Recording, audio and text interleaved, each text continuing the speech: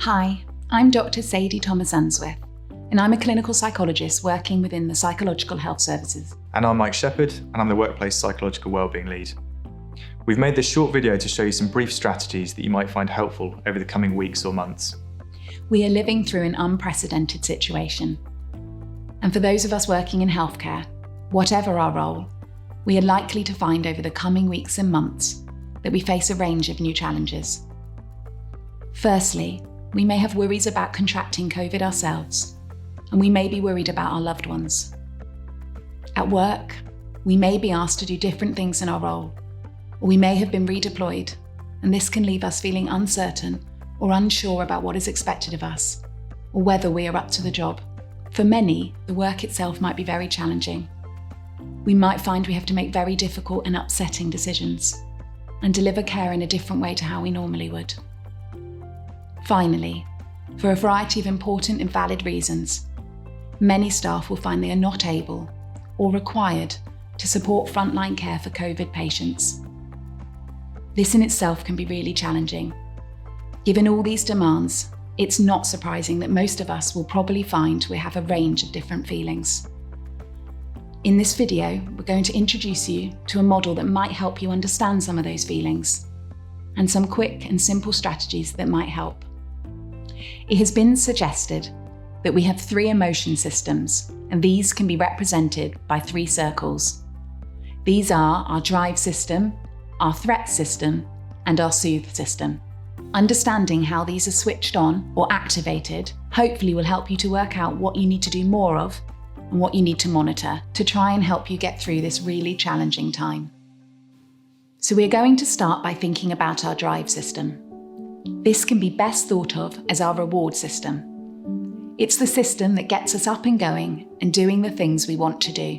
This might include going to work, doing a good job, or other things like doing sport or spending time with friends. As healthcare workers, we are likely to find that during the pandemic, many of us will be highly driven to work hard and do a good job. We will want to feel like we are making a difference, that we are helping others, and that we are respected by our colleagues. So our drive system is likely to be very active. This is clearly important, but at the moment there is always going to be more you could be doing. And if you keep doing more without also having some time for self-care, you're likely to become exhausted. It really is important to remember that this is going to be a marathon and not a sprint. So next we have our threat system. This is our brain's alarm system, and its job is to alert us to danger. So when we step into a road and a car comes out of nowhere, it is this system that activates our response.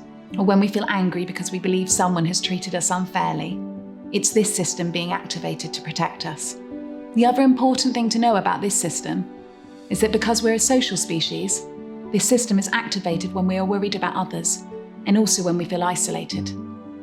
During the coronavirus pandemic, most people's threat system will be activated much of the time. This is because we might have concerns about our own health, the health of others, or concerns around our ability to do our job, or other people's opinions of us. Many of you will have heard of the fight, flight, or freeze response, and this is what's activated when our threat system is turned on. All of us have this system within us, and it drives us to either try and escape the threat, which is the flight part, or try and defeat it, which is the fight part. The freeze bit comes in when we feel we can't do either, when a threat is sustained over a longer period of time. Lots of things happen for us physically when our threat system is turned on. Our adrenaline pumps and we experience a number of physiological changes in our body. You might find that your heart beats faster, you have butterflies in your stomach, or you feel a heightened state of alertness. We tend to process information rapidly when we're in this state, as everything feels sped up. Our focus also becomes more narrow. And because of this, it can be hard for us to switch off at the end of the shift, and it can make it difficult for us to sleep. Similarly, because we tend to narrow our focus and think quickly when our threat system is activated, it can prevent us from seeing the bigger picture or thinking things through more systematically like we normally would.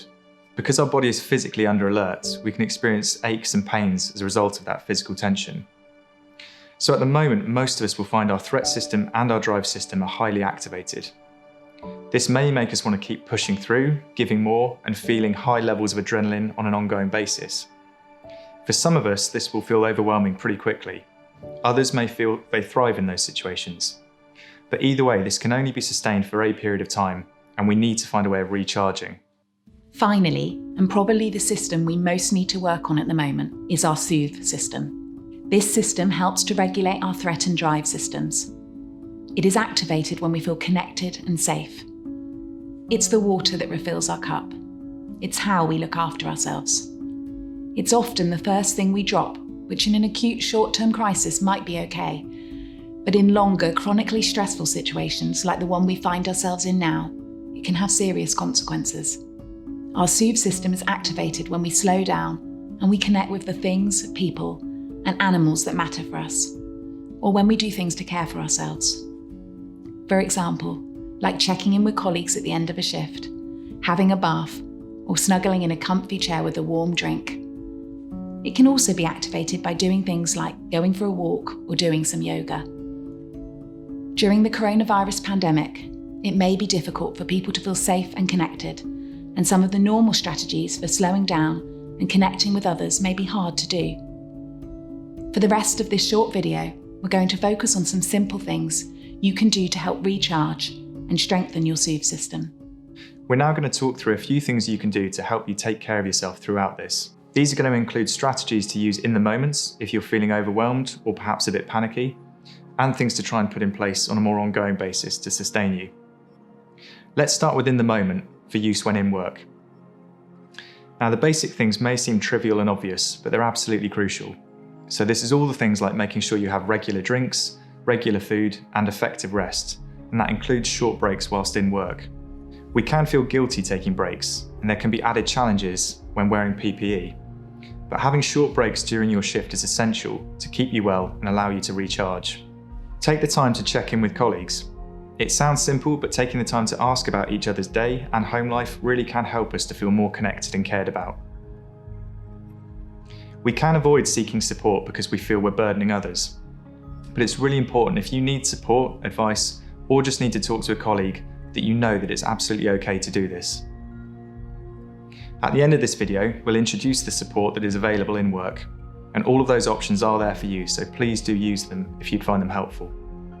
So let's try a quick and effective breathing exercise that you can use when on a break or whenever you need to. You may find this doesn't work for you when you're using a face mask, so it might be something you'd rather not do when you're wearing PPE. If you're comfortable to give this a try, just have a go now to see what you think. The technique is essentially all about getting you to focus on your breathing by making a conscious change to how you're breathing. Having this focus on something that is happening right now can be a great way to reduce worries about the future or dwelling on past events. You can do this anywhere, except when you're driving, and can be stood up, sat down, or lying down, whatever's most comfortable. So first, I just want you to take a breath in through your nose for 4 seconds, counting in your head. Then hold that breath for a count of 7 seconds.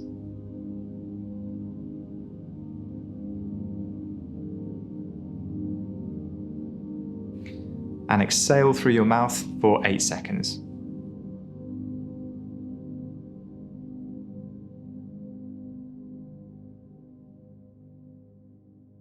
And you can repeat that cycle up to 4 times.